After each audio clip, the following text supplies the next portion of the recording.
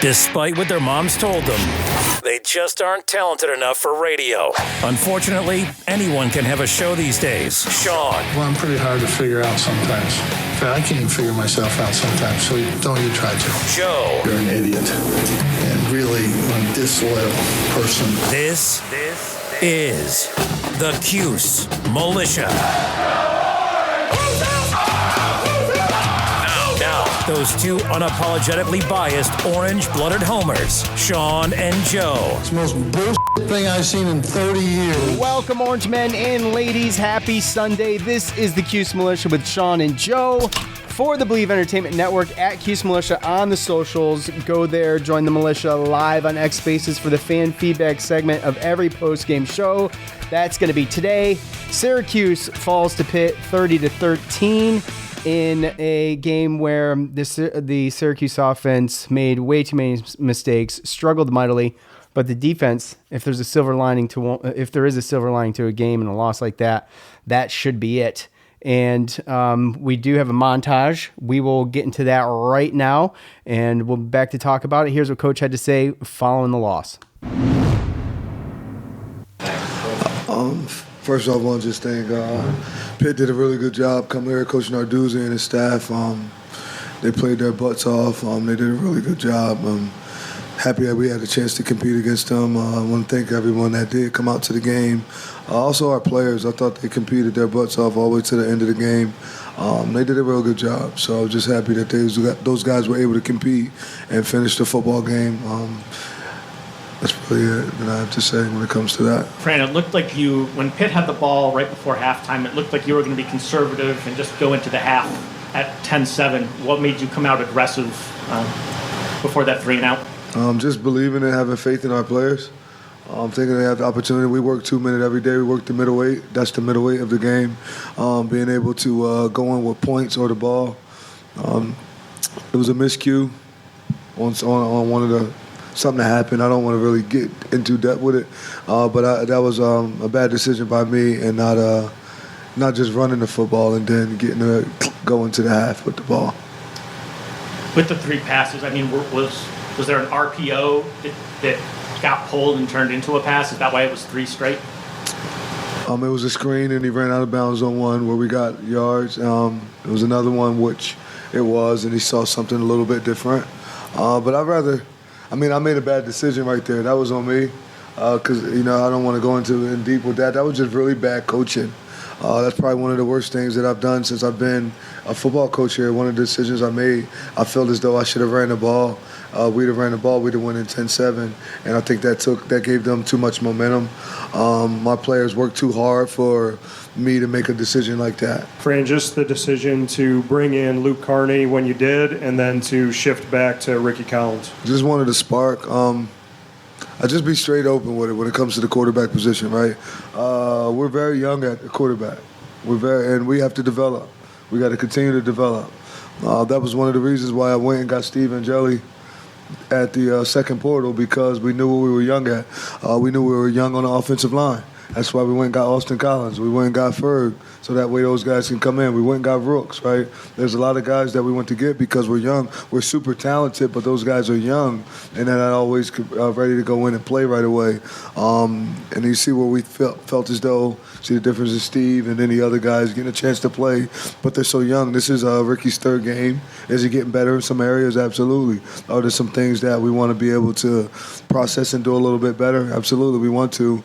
But it's just the timing. Had a kid that was in college and literally took no reps for 3 years, because when you're on a scout team, sometimes you're just looking at a car. So this is his first time getting an opportunity to get out there on the field, and I just got to do a better job of developing him and getting him ready to go. Coach, on the defense, what did you see in the past 2 weeks that allowed them to have this type of performance today? They just believing in each other, sticking together. Everybody's on the same page. It's a lot of work, and just do what they can play fast, right? A lot of people want a million calls. I just think you need the ones that they know so they can play fast. But I think they're playing fast and they're playing together. They got a no-quit mindset. Thankful with the defense because Even when we weren't able to go get points on offense, they just continue to go out there and play and play and play and play. And I see a lot of times where some guys they fold and they quit and they say it doesn't matter. Even to them scoring at the end when they were already in the red area and whatever the flag was and things of that nature. But it got all the way down to fourth down, and those guys were able to compete and still kept fighting. And it meant a lot to them to look in their eyes and to see the pain from losing hurt. But I do appreciate the effort that they went out there and the way they competed. About 2 minutes into the game, the crowd is booing them. Yeah. What's your message to him? Does he hear the noise? Is your message to him to block out the noise? I mean, that's got to be pretty discouraging, I would think. My message to him, honestly, is I love you and none of them know you.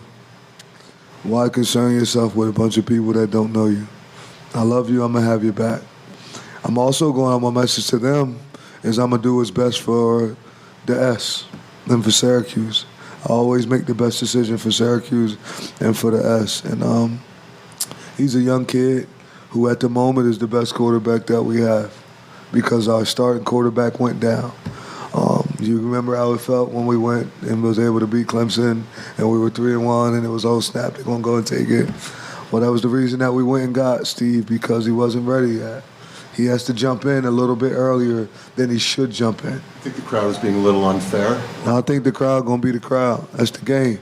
I'd rather them boo me, though. They should be booing me for not being able to go out at halftime with the punt. All right, thank you. Thank y'all.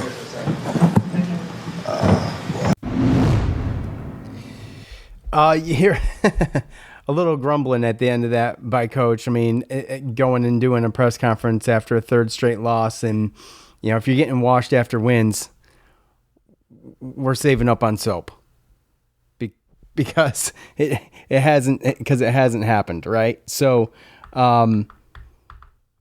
Joe, you there?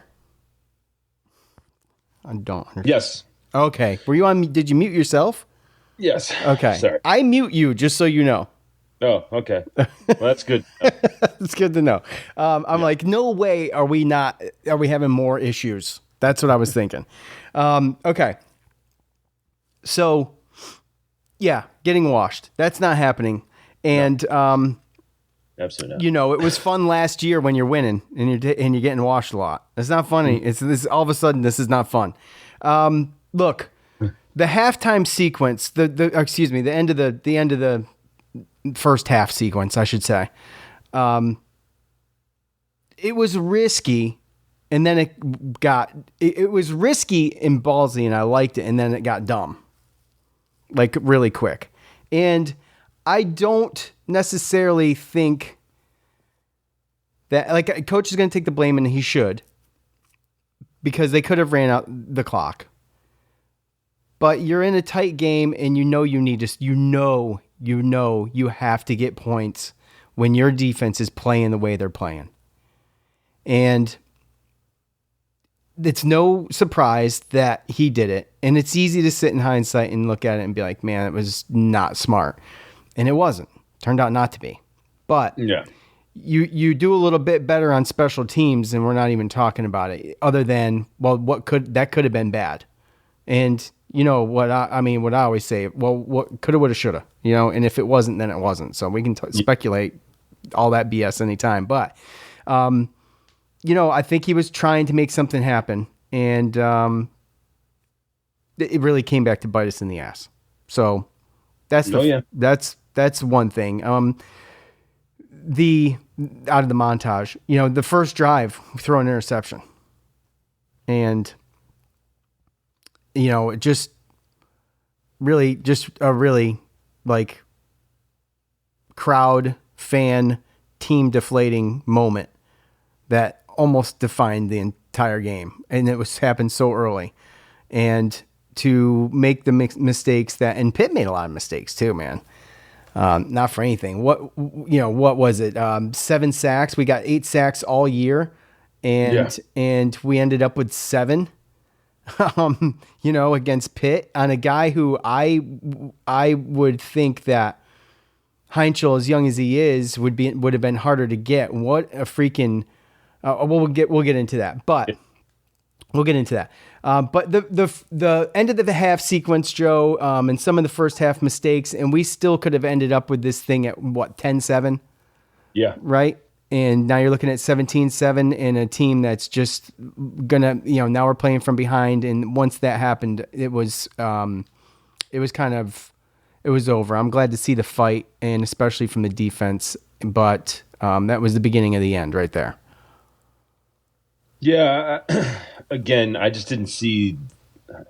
Some people see it a little bit different or whatever, but obviously, Coach, he took it on the chin as far as his decisions. I like his aggressiveness. I like, the decisions, for him in some of these past games as far as like going forward on fourth down, surprise onside kicks. Trying to do a 2-minute drive, to go down and score a touchdown before half because you're going and you're giving Pittsburgh the ball at halftime. That way of like coaching aggressively, that's what his vision is. That's what he wants his team to be. That's how he wants to build his culture. With that said, I think that sometimes he needs to be able to read the room a little bit better, right? When we talked about all the fourth down chances that we had, I think it was SMU where we just came up with no points. And then again, we had maybe 75 yards of offense when we got the ball with however many minutes or seconds in the second quarter. Like, you just got to. It was under a minute. Yeah. So, right. So, you've got one touchdown and not even 100 yards of offense, and then all of a sudden you'd think that, you're going to go the amount of the field that, totaled the amount of yards you had for the whole first half. So, again, I see his vision. I see he wants to be able, if it's Angeli out there, and receivers and offensive line are healthy, that's you're going to want to do that all day. You can trust that. And I see his vision, and I see that that's where he wants this team to be. But, this isn't the NFL. We can't just go pick up a retired quarterback or a free agent quarterback to come in and try to make a spark. We're stuck with kind of who we're stuck with, and that right now is just not the team that he has. And so he has to know when he's got to, just take a knee and go to half. Yeah, right? Throw the white flag, restart at half. Yeah, say, hey, look, this is a crap half. Well, at least, we can go in 10-7. The defense has been doing good. They come out, get us the ball again, then, we're only down 3. Like, let's go. And then that punt return, before halftime, it killed any type of momentum. Because, like I said, you really look at the whole first half and you're like, damn, that was a shitty first half, and we're only down 3. Like, let's go. Yeah, I totally agree. I didn't mind the aggressive play call until it got to be like, I don't know, when you you're playing with fire there.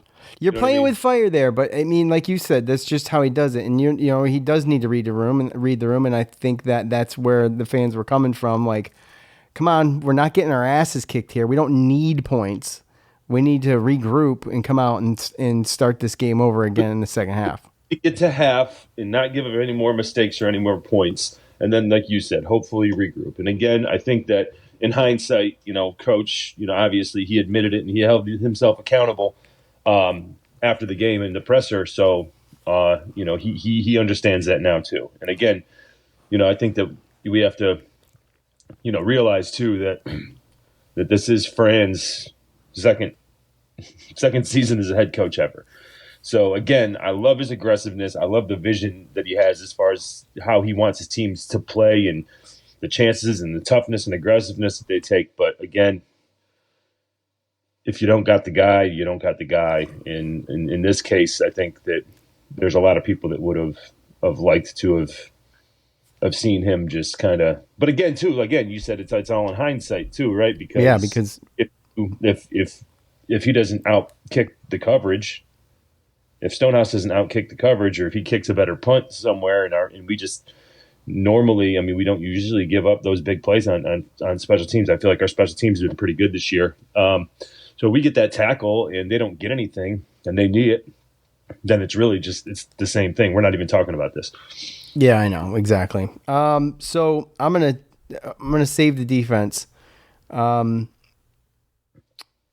They bring in Luke Carney, and coach said he's trying to force a spark.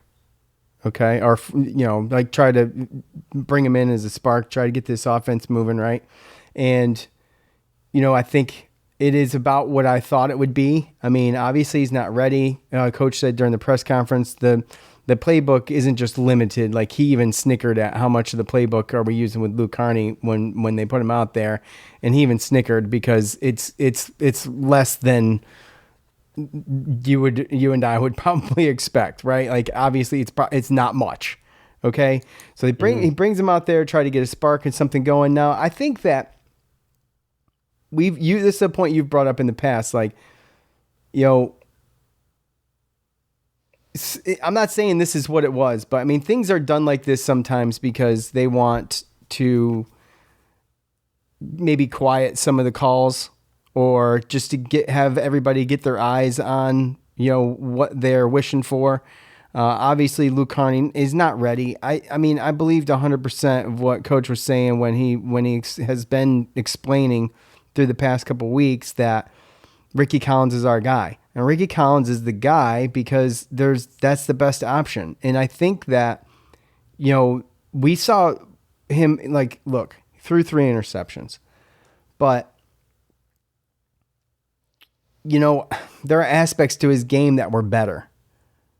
There was some spots where I saw that he looked okay. I mean, I think we're all sick of watching what we're watching, and there's no doubt about that.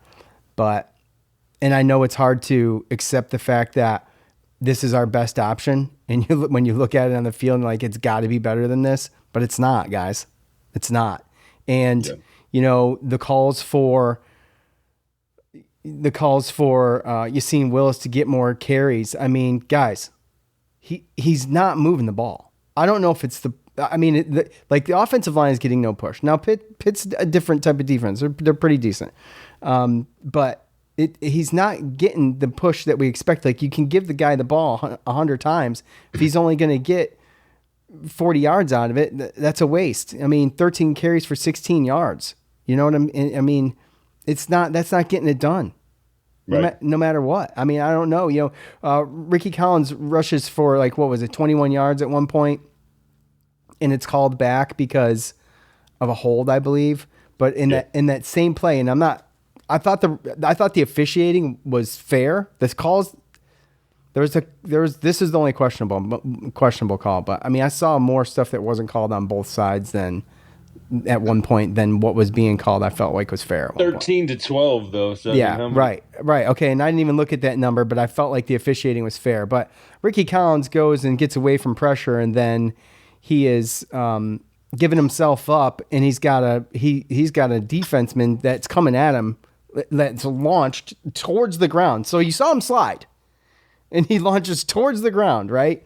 And they call holding on that play. I think that was, pretty egregious. But Ricky Collins, not for anything, out there doing what he can do, and to try to help this team. And I mean, I'm just at a loss with the offense. I don't really know what to say. I think we see what we've got, and at the end of the day, I think we all know what to expect. That sounds a little rough, but I mean, I think we all kind of know what to expect right now. Yeah. So it's 100%. It's just what it is. We have to put it in perspective too. Like when I always say this, when things like this happen, because obviously, don't want to be so negative, but we also have to put into perspective the teams that we're playing.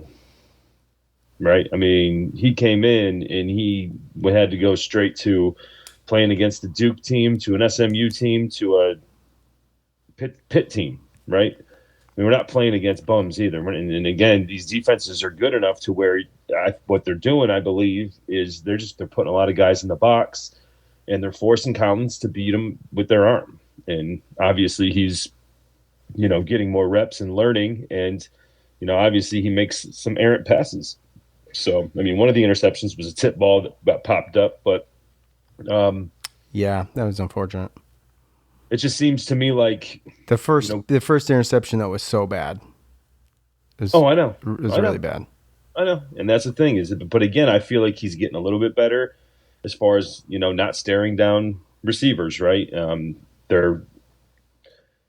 You see him running a little bit more. I'd like to see him run and start that a little bit earlier in the game. It seems like he's always doing that, but yeah.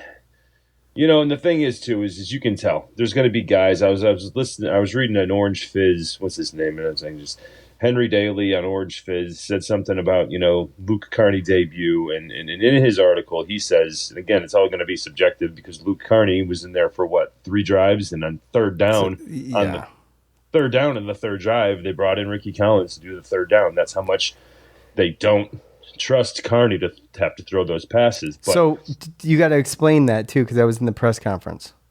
What's that? Well, coach's reasoning for taking him out in that situation to run the play, Luke didn't know the play, and Ricky had more experience with the play they wanted to call to try to get themselves out of that. Yes. Now, what ends up happening is the offensive line quickly lets some defensive pressure in. Ricky Collins is running and trips over his own feet. Yeah. Well, yeah, but nonetheless, this guy in his article, he says Carney didn't get many chances to prove himself, but looked solid when his number was called. I disagree with that. Yeah, me too.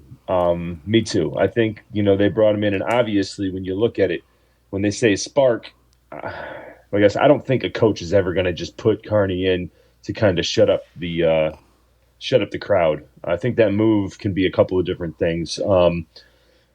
But you obviously could tell when Luke got in there, he's 2 of 3 passes for 10 yards and 3 rushes for 9 yards, and that was based off of 3 drives, right? 3 possessions in the third quarter. So I think we only had about a total of 13 yards or something like that in that quarter. So I think that it was to get Luke out there, maybe just to get the butterflies out, right? Maybe spark, meaning is he going to be able to bust a run because we know that he can run a little bit, right? I think obviously you could tell that they didn't trust him to throw the ball that far down the field.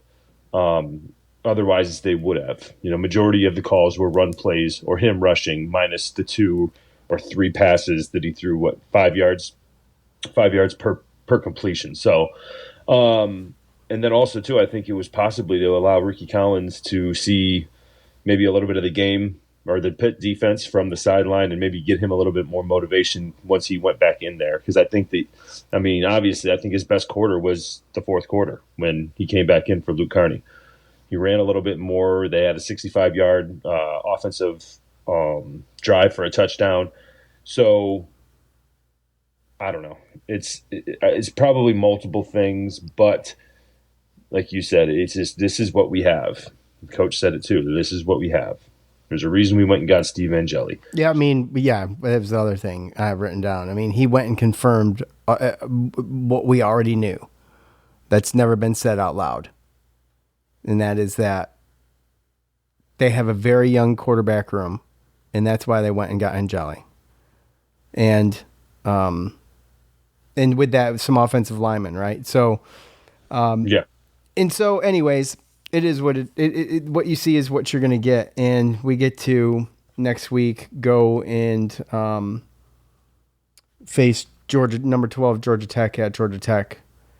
And that should be awesome. So we can win any given day, right?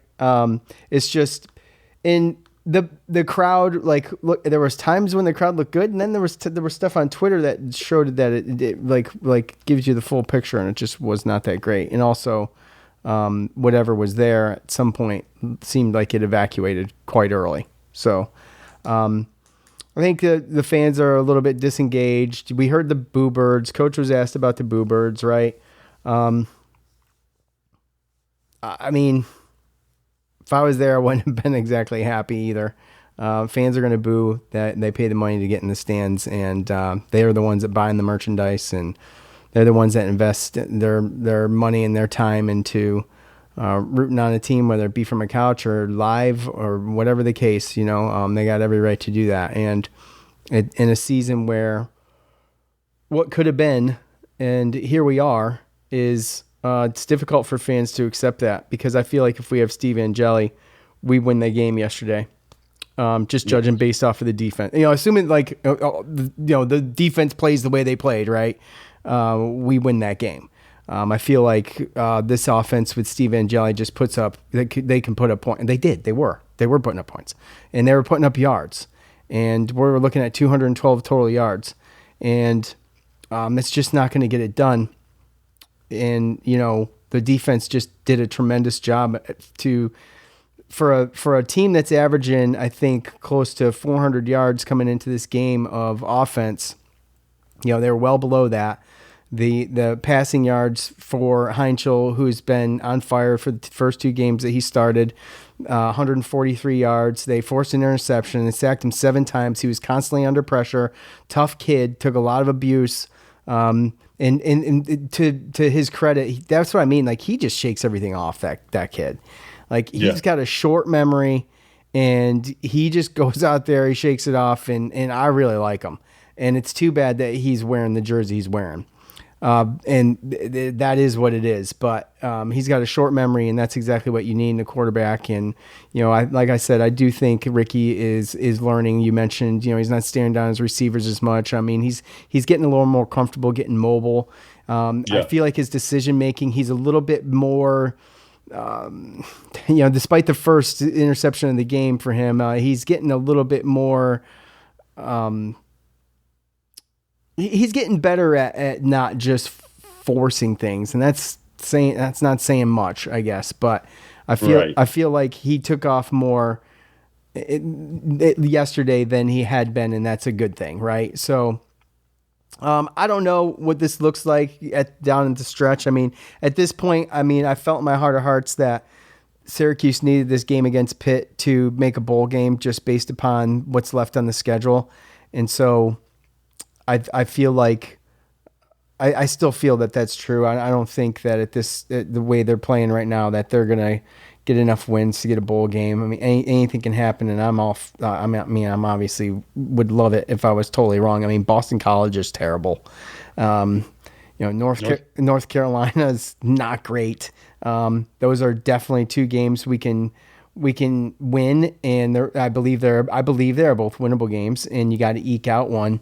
And Miami just lost, so not that we're going to just be able to go beat them because they lost, but you know what I'm saying. I mean, anybody could win, right? Anybody could win on any given day, and it just comes down to preparedness. And don't think that there's some of these ranked teams that we're going to be going to aren't going to try to look past Syracuse, but you can shock anybody on any day. But we'll see what happens. It's just unfortunate.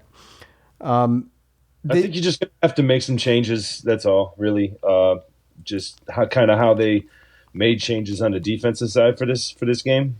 They have to do the same thing for the offense. You can't just expect him to be able to do some of the things that Steve Angeli did. So you got to do some things to cater to what his strengths are. Even if that means having him, calling more runs that he has to, like quarterback runs. Just little things like that. But to be perfectly honest with you, again, that Pittsburgh offense, they've been pretty good the past two weeks. And, you talked about Heinzel, and I just didn't yesterday. I mean, we completely I was not impressed with Pittsburgh's offense yesterday. I wasn't either. I was impressed with our defense. Oh, yeah, absolutely. Yeah. I mean, that's really what it came down to. If you look, yes, the score is 30-13, right? But almost all of their points came short fields after one of our mistakes. Yeah. Right? Interception, touchdown. Interception, field goal. The punt return. We try to The punt return, that was a big mistake too. The punt return, right? So that's 17 points. And then on top of that, after we scored that fourth quarter touchdown, went for 2, didn't get it. Then we went with an onside kick, and we got it, and we had it right at midfield, and we could have went and made it a 20-23 game with 5 minutes to go. And we had a couple penalties and ended up going down. We went for it on fourth down because we had to, but obviously we didn't get it. incomplete pass, and then they had the ball at our 35-yard line. So it was almost like another turnover in which they scored another touchdown. That's 24 of the 30 points that they had. Yeah, the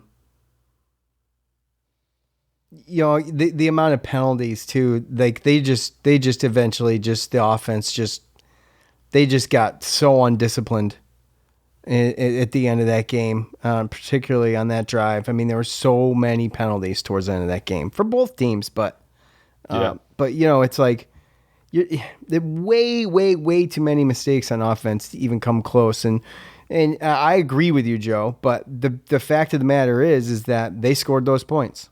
And yes, yeah, I know. I'm just saying, like they capitalize off of mistakes. I mean, that's what we talk about every week. Well, win the turnover battle. Like, yeah, that's how you win, right? So, I mean, I think, and I agree with you. I wasn't impressed with their offense. I think that they weren't the defensive scheme for Syracuse to just go after. Have you seen this team go after a quarterback like this? They did it. I think they had a great opportunity with the young guy to just every play try to pressure him.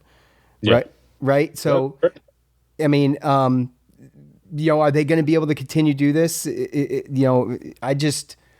I don't know. When you look at Haynes King, okay, you're not going to. Haynes King is going. I don't think that works against Haynes King, right? I think it's a great strategy. I mean, if they do it well enough to be able to kind of bottle him in, I mean, other than that first touchdown run that he had, they pretty much spied him and. They kind of made it work. I don't know if they're going to be able to do it against Haynes King, though. But in that type of situation, before it's like we were rushing 4 and trying to make them, I don't know. You got to try to make them make quick decisions. And like you said, playing against a true freshman, we went in there and we forced him to have to make quick decisions. And, he made some bad ones. They had some Russian safeties. I mean, they're just getting in there unblocked. You know what I mean? It was like a perfect storm if we could have scored points to pull that win off. Really. Such a missed opportunity. Yeah, I mean, realistically, when you look at it, it's just our defense played well enough to win. I think the fans showed up and the crowd was loud enough for us to win. They forced some turnovers. They forced some penalties as far as false start penalties and things like that. And I think minus a punt return, our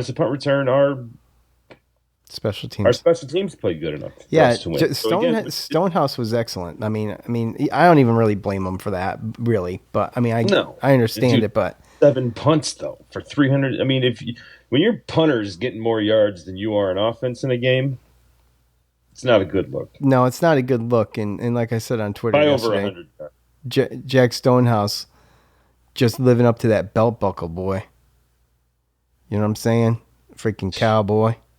We have 212 total yards, and he kicked 7 punts for 320. Yeah. Well, he was busy. Did a fantastic job. So, okay. Well, it's time to hear from you.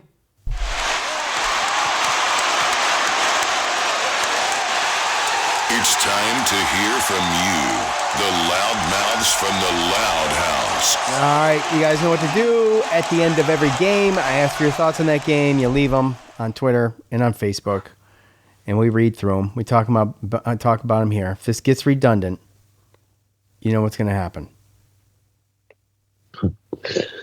We're done. What do you expect? We're done. All right. Man, you know what? This is still disappointing. 12 comments on Twitter. All right. Here goes nothing. Joey, you got Facebook. I got Twitter. At rfiles90 on Twitter. Fran needs to dig deep and figure out how to stomach through the last 5 games of this season. The expectations are now 0. I'll tell you what. I need to dig deep and figure out how I'm going to stomach through the last 5 games of the season. That's how I feel. As a coach, he shouldn't have to dig but so deep. As fans, I feel like we're the ones that need to figure out how we're going to battle through this one. And especially if you do any kind of come and doing a podcast, if you like listening to podcasts, figure out how in maybe whether or not it's not even worth listening to be honest with you. We know how that goes. We do. The teams are winning. Downloads are good. And comments are good. And comments are good. Yeah. If we're not winning, do what, Joe? I said all was well. All is well when we're winning. Yes, everything is great and grand. But yeah, coach should be able to figure it out. Me, however, that's going to be difficult because I'm the one that's got to take 4 hours. No, if Syracuse football games are not 3 hours, guys. They're 4. 25 penalties, yeah. 25 penalties in the fourth quarter. At Michelle A. Malou, Ricky is not the guy. Was it just me or did Carney seem to have some headset or helmet issues? Well, let's start here. I don't know if there were issues or not. However, it didn't seem to me. I didn't notice that. I mean, you see a lot of guys covering their ear holes, right? When they're pushing the helmet in towards their ears to try to get to try to hear from what's going on in the sidelines. I don't think that's abnormal, but right. It didn't seem to be. And not only that, I feel like they would have, that's something that you could fix. I mean, they got extra equipment and stuff. If there was really an issue, they could fix it by just swapping something out, swapping a helmet out or something. Ricky is not the guy, but that is the consensus, right, of what we're kind of dealing with. But he's the best that we have. Coach said it yesterday night. And do what, Joe? He's the guy. Yeah, he's the guy. He's the guy. He's the guy. He's coach's guy. He's the guy. I mean, there's nothing else. There's really nothing else to say about it. Unfortunately. And I guess it's like one of those things where it's like, well, I can't accept that. Well, if you're a fan and you can't accept it, you better learn how to real quick because, I mean, from what I saw, I just don't, like I said earlier, I do not think that Luke Carney is ready. So, let's see. Yeah. At MF Brightside, Ricky will be great at Middle Tennessee next season. Say that again.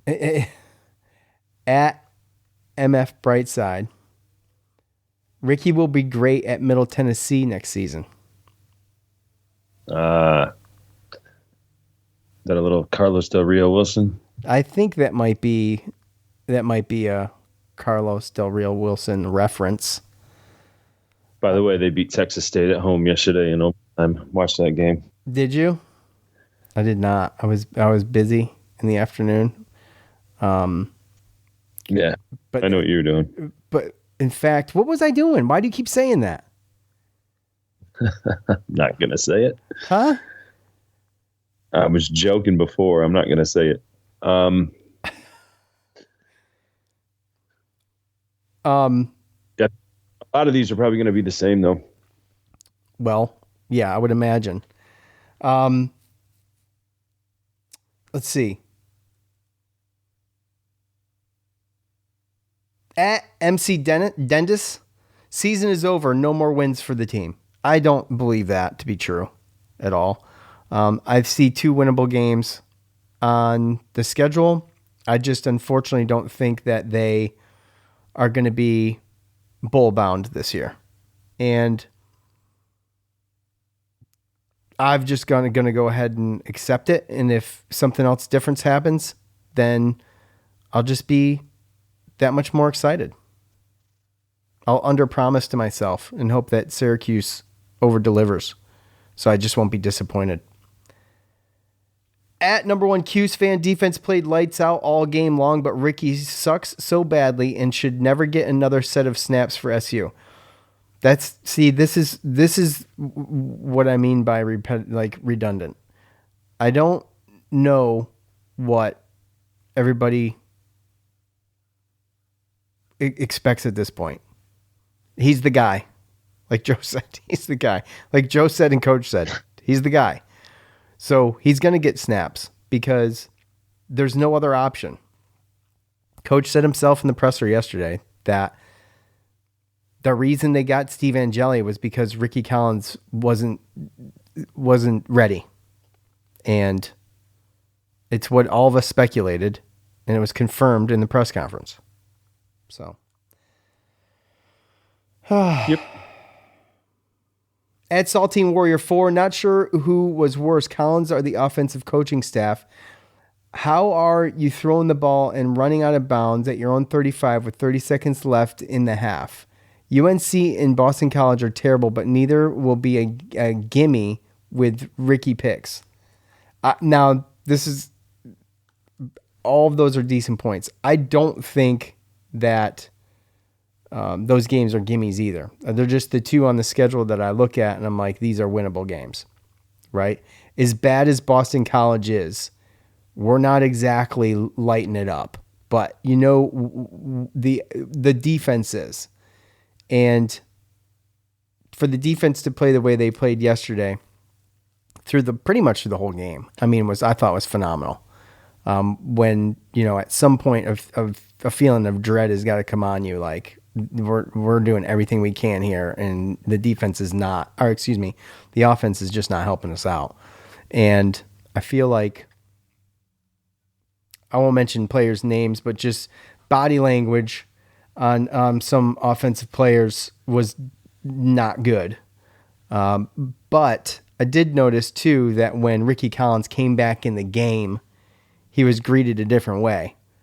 And, some encouragement from his guys on offense. Joe, I don't know if you caught some of that, but it seemed like they gave him a little bit of encouragement as once he got back in the game. So, which honestly, probably if Coach wanted to put Luke Carney into for a spark, the spark I think was under Ricky Collins. You know what I'm saying? It wasn't for, if he came back and he played his best part of that game was after he was benched for 2.5 series, right? Yep. So, all right, go ahead with some. I'm going to cycle through some of this stuff. Go ahead to some Facebook stuff. Jim says the defense stepped it up tonight, even though the score doesn't show it. Luke was clearly the better quarterback. The offense moved the ball far better than with Collins. I was disappointed when Brown put Collins back in and not give Luke a chance with a game that pretty much was out of hand. I hate to say this, but I doubt SU wins one more game, possibly two. So that kind of goes to. Was he watching the same game I was watching, bro? I'm not. I'm sorry. They don't trust the guy to throw the ball. Yeah, I know. So what the hell are we talking about? No. They had to throw the ball on 3rd and 9. Had to do it. He started the series. They took him out and put Ricky Collins in because Luke Carney doesn't even know the play that they wanted to call for that 3rd and 9. And you could say, well, Ricky came in and tripped over his own feet, and all of that's true, but they took him out because he didn't know the play, guys. He didn't know the play. Yeah. Ted from Facebook. Well, the score doesn't show it, but I thought the defense played well. I actually kind of feel bad for the players on this team. I haven't seen any games on TV today even close to this disastrous game like this. Can't imagine any of the recruits in attendance tonight committing to Syracuse. It's early, but I feel like it's going to be a mass exodus of top players into the next transfer portal. Oh, I don't know about that. And the reason I say that is because I feel like this team still, at least, still believes in what Coach Brown is building, and I think that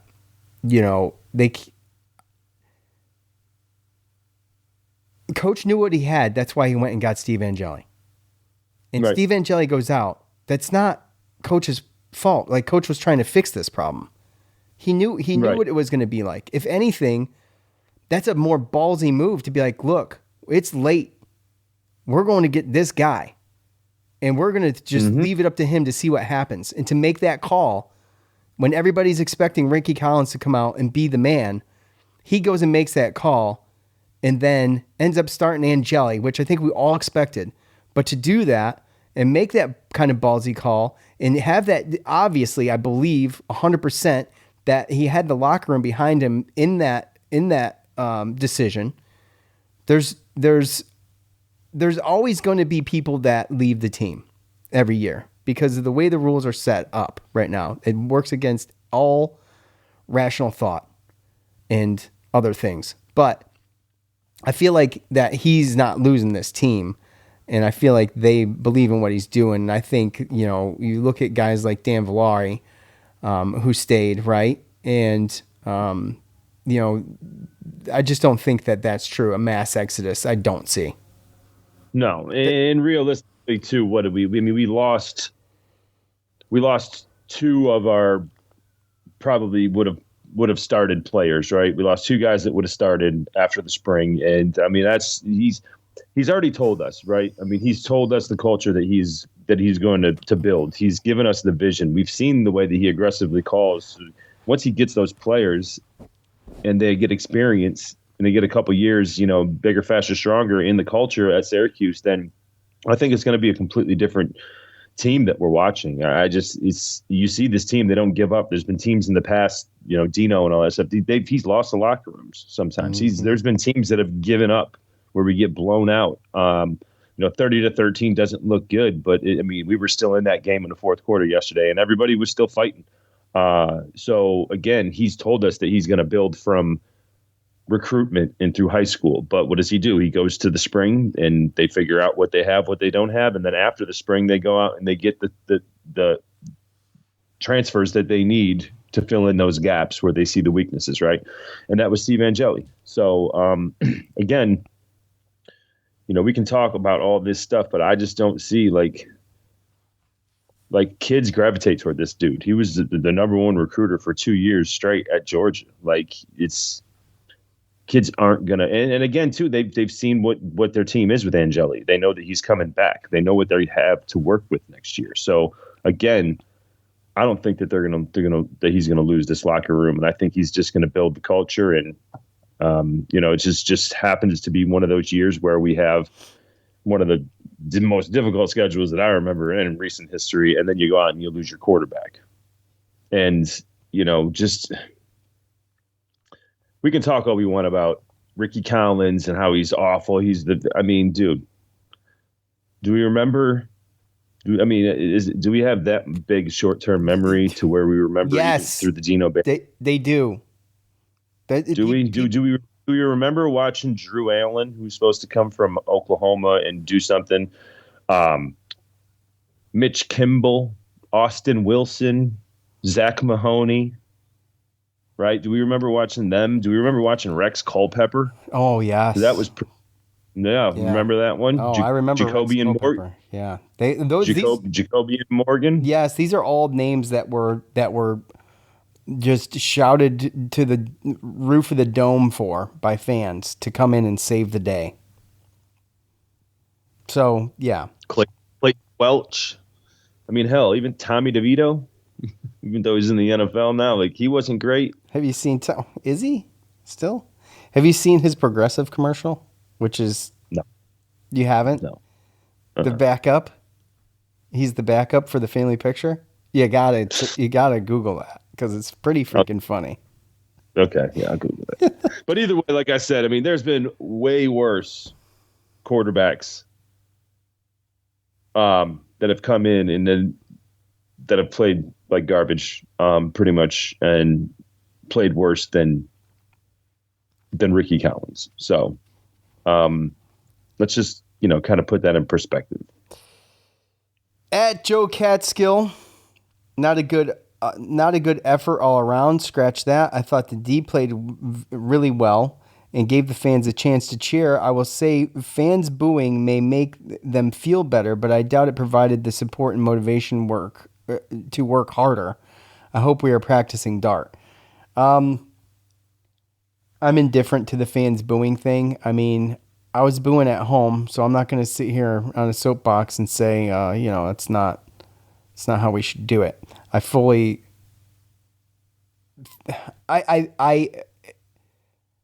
Do I like it? No, I mean, but I didn't like what I was seeing either. So, it is what it is. It's part of the game. And if you're playing at this level and you're going to pay attention to that, then maybe your head's not where it needs to be. And that's just how I look at it. Like these athletes should be stronger, more strong-minded than let that get under their skin. I mean, they can think about it after the game, but you got to brush that stuff off and understand that. Just go through our comment section of the thoughts on the game, and you can see that there's not, there's a lot of knee-jerk comments and just frustration comments and anger comments immediately after a game. I mean, those things happen. So yeah, No, I mean, yeah, I understand both sides of it. I understand both sides too. Fan. Yeah, I mean, I'm not the fan that's not going to go to a game just because they're not, they're not winning, right? I'm not the fan that's going to boo, but I do understand the fans that are, like you said, that take their time. They take the time and the money. They're putting in effort and time and energy into being a fan of this team, and they want that team to win and be good. Obviously, guess what? Those kids that are playing and those coaches, they want to be good too. So I get it. The fans have all the reason in the world to be able to, and all the freedom in the world to be able to do that, to boo at a game, or to, I'm just not go or not buy tickets because the team isn't winning. My only thing to that is that I don't believe that helps. So I mean, they have the right to do it. I just don't think it helps. I don't think it's a good look. I don't think, I mean, again, when you have a quarterback that throws 3 picks and you're losing, that coach is already pissed. That coach already knows that maybe he made some wrong call. I don't think he needs to hear it from the fans. And again, like I said, we also don't need to not have fans in the seats and have bad, attendance just because. I mean, like I said, I don't think it helps, but the fans have all the right in the world to do it. So that's my stance on it. Well, like he says, if the fans booing might make them feel better. Well, that's just it. I mean, that's I'm fine with it. It is. I mean, it is what it is. You don't want to be booed. Play better. I mean, I don't know. I don't know what to I get it. You know what I'm saying? It's like, I mean, I don't know if you don't like it. I mean, play better. That would. It's to some. I feel like to some people, if anything, it's going to light a fire under their ass to be better. I mean, I don't know. Maybe not. I don't know. I don't. It's an open-handed issue. That's all. It's okay if you do it. It's okay if you don't. It's okay if you like it. It's okay if you don't. I don't care. I'm indifferent to it. Mm-hmm. At Oil Cuse, our QB situation sucks more than Kamala Harris in her 20s. That nasty AF Joe knows exactly what I'm talking about. What an absolute F.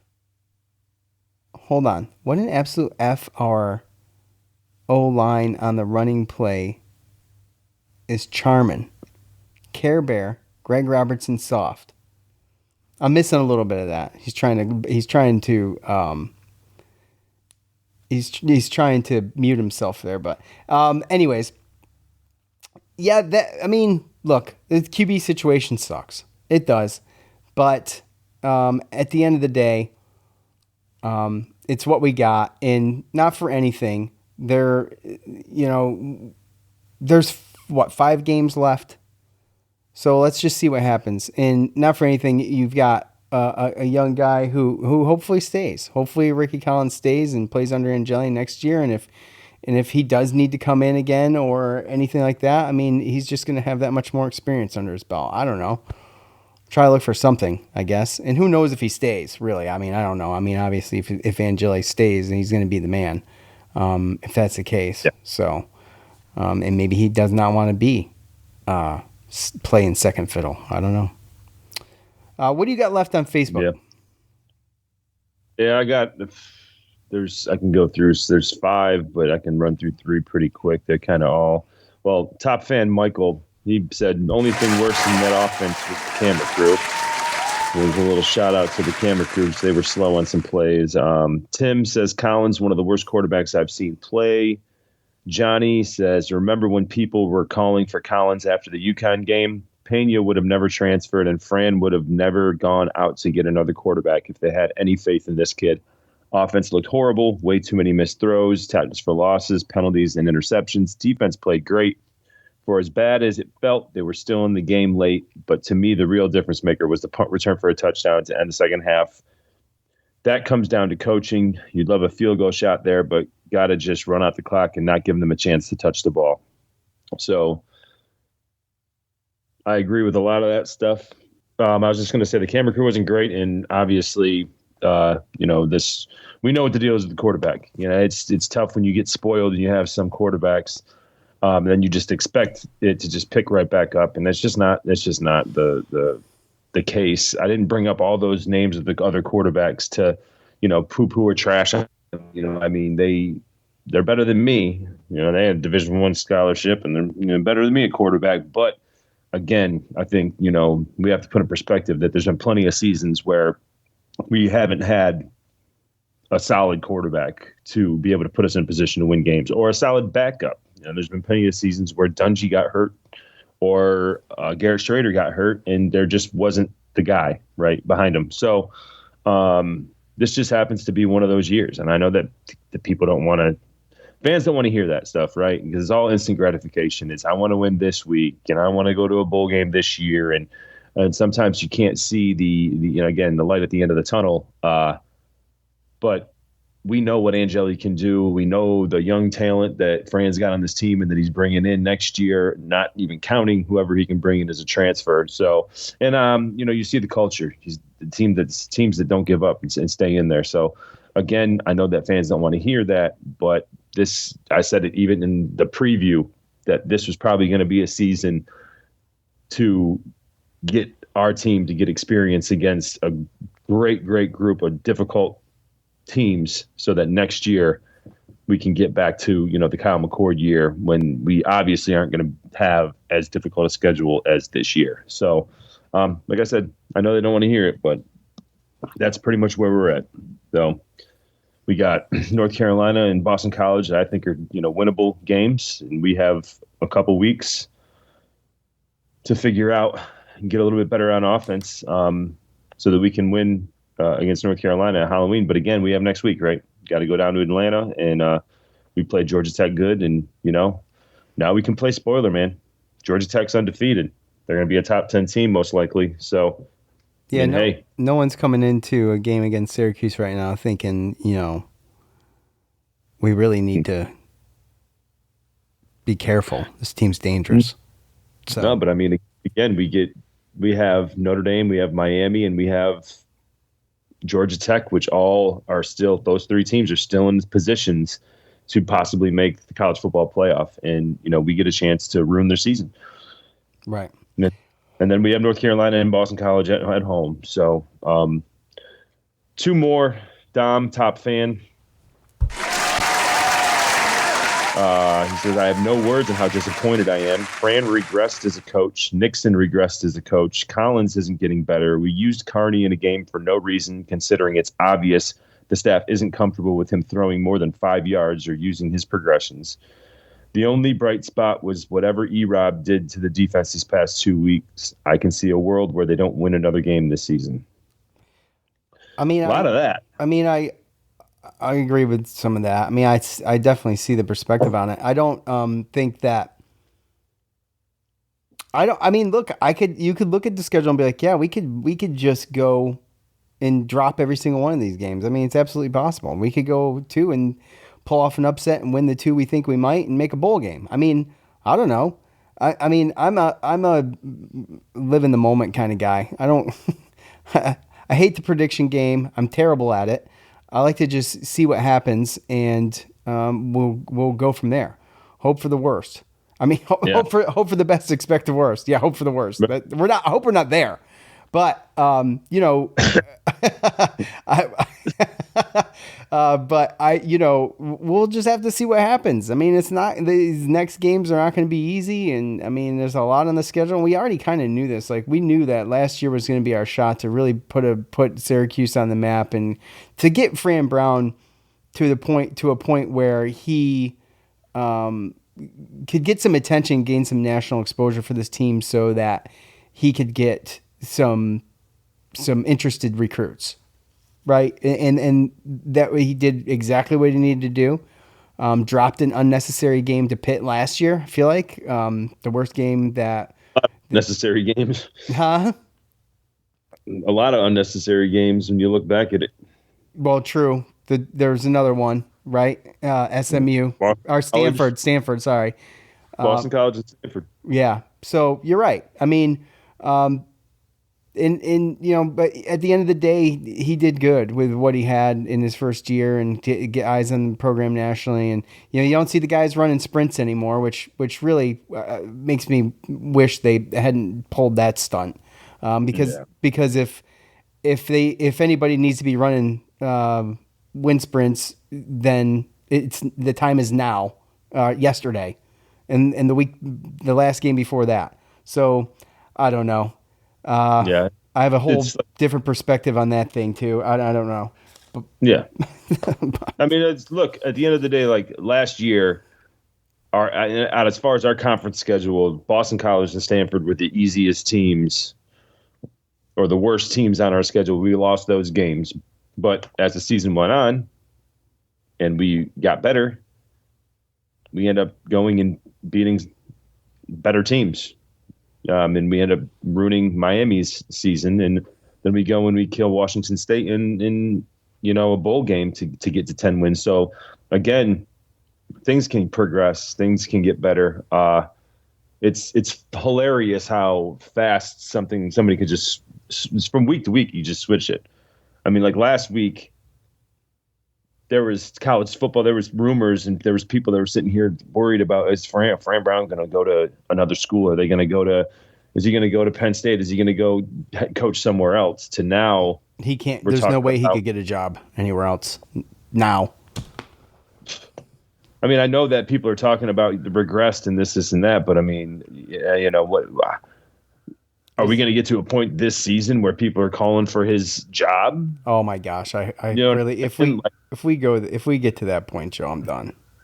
Oh, dude, I mean, and that's my thing. So I guess I'll go top fan, Andy, our boy Andy, last one. There's a lot here, and I don't know if some of this was just instant, thought or whatever, but he says Fran Brown was a horrible head coach tonight. Ricky Collins is Ricky Collins. He'll never win a game at Syracuse. Robinson and the defense deserve a lot of credit for keeping us in the game. Using Luke Carney as motivation for Collins and not giving him an actual shot was absolutely sickening to see from a lost Fran Brown who let down Syracuse football and the fan base tonight. Pitt did everything to give Syracuse a legitimate shot at winning tonight, and again, this is the same performance week after week with Collins leading the way. I've lost a good amount of confidence in Brown as our head coach. Well, I was with him, and I see the perspective on everything, but I don't think I lost confidence in Fran Brown. It was not a good game. And you can be upset about him pulling Ricky Collins for Luke Carney to try to spark. I mean, I said it earlier. It's funny because I didn't see that comment, but I'd said it earlier, that could have been the spark that he was talking about, right? I mean, coaches are going to motivate their players how they're going to motivate their players, I guess. I mean, it's not the first time. That's definitely a tactic. You see it in the pros. I mean, I don't necessarily think I disagree with it if that's the case, but at the end of the day, was it necessary? I don't know. That's just it. I mean, the game was still kind of close. You know what I mean? Like we could have, huh? It was very close. Yeah. So I mean, it's just it's tough. I don't know. Fran's got to live with that. He owned it, but at the end of the day, I mean, he's the one that's got to live with that decision, and he's got to be the one that answers for it. And I'm not a Fran Brown apologist.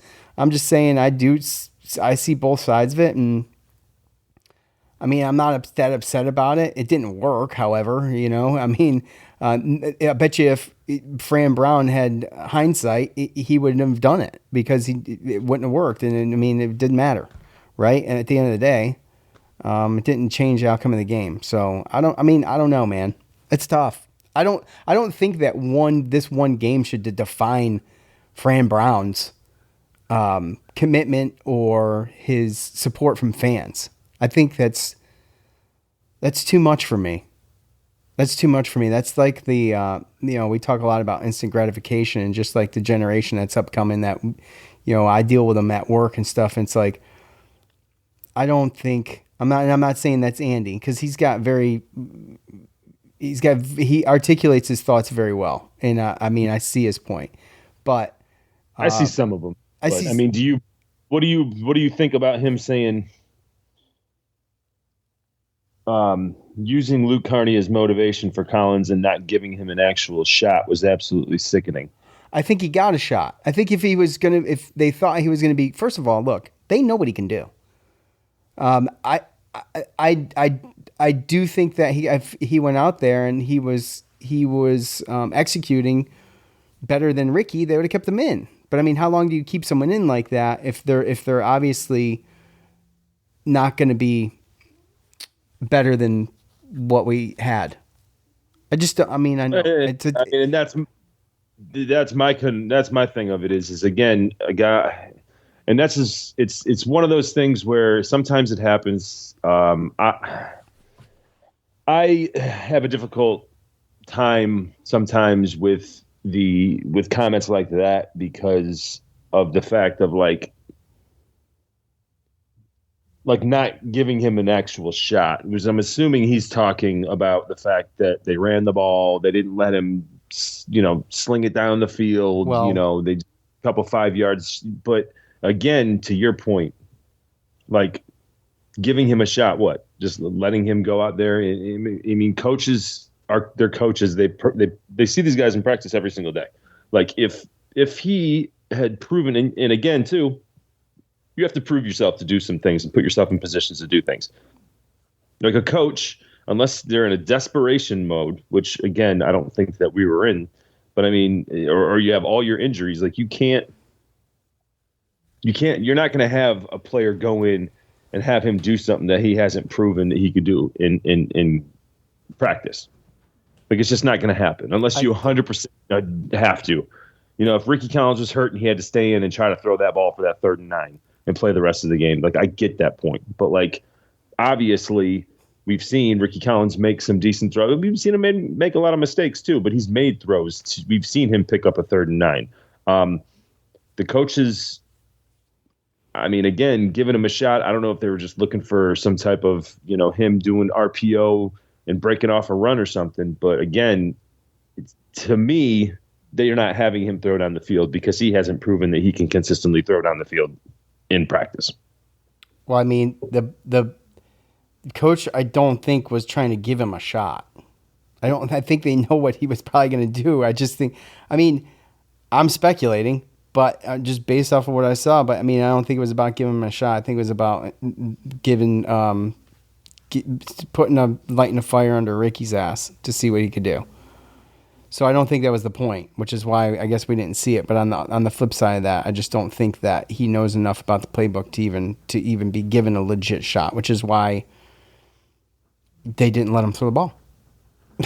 I mean, look, there's a difference between knowing, because and I listen to the player ones too. The player pressers afterwards, and Luke and Ricky were both in there, and Ricky said, like, Luke's the smartest guy on the team, smartest guy in our room. Like, so I would be willing to bet that he probably knows the playbook, but there's a difference between knowing the plays and what you're supposed to do and actually reading a defense and executing it. Right. And that's where I'm at with it. There's differences. And yeah, that's just, yeah, that's just what it is. I mean, obviously he's proven that you know the play, but you need to be able to read a defense. You need to be able to know what the defense is, what's going to be open, what everybody's doing. And then, you got to make it happen. And there's a lot that goes on to that. There's more than just knowing how to call a play and knowing where the people line up and what they're going to do. There's a lot more. Right. Are the Las Vegas losers, is this even a football team anymore? Are they even serious about football, this team? No comments. This team is not, they should not be a football team. They're so bad. It's pathetic. It's so, if it wasn't the Chiefs, I wouldn't even be that upset. But my gosh, the Chiefs aren't even this good. And they're just getting railroaded. It's so funny. It's okay. It's okay. It's so stupid. I just watch it for pure entertainment. I don't root for anybody. I think that's it. Yeah. Yeah. Unfortunately. And by it, I mean, we already went way too long, right? That's fair, right? Mm-hmm. Yeah. Yeah, that's very fair. What were you going to say? I was just going to say we're getting to the point of, redundancy and all that other stuff. Yes, and that's well, not just with this show, but it's what's going to happen this year. That's why I hate losing, because it's what it brings. It brings the same thing every game. And that's why we need David Cook to call back in the Giovanni show. So we got something different to talk about. Hey, look, it's going to be something. I mean, again, I watch it differently as different as a fan. And that's just really what it is. I understand everyone's frustration, and I understand people just wanting to shut it off. And, if we keep losing, I'm not going to watch Ricky Collins. I'm not going to pay to go and see this. I can understand all that. I'm a little bit different, but yes, unless something changes here, then this is going to be, we come on every week and we have to listen about how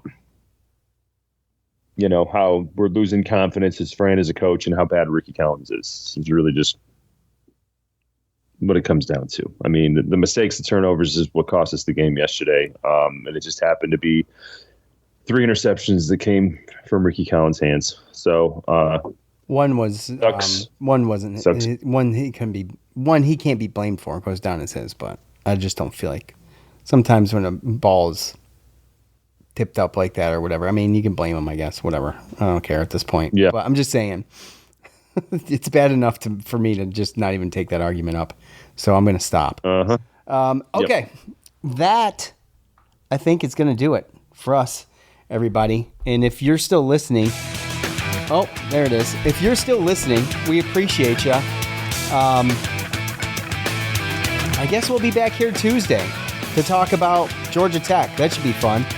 So we'll see you then. We appreciate you for listening. Again, for Joe, I'm Sean. We're out. Peace.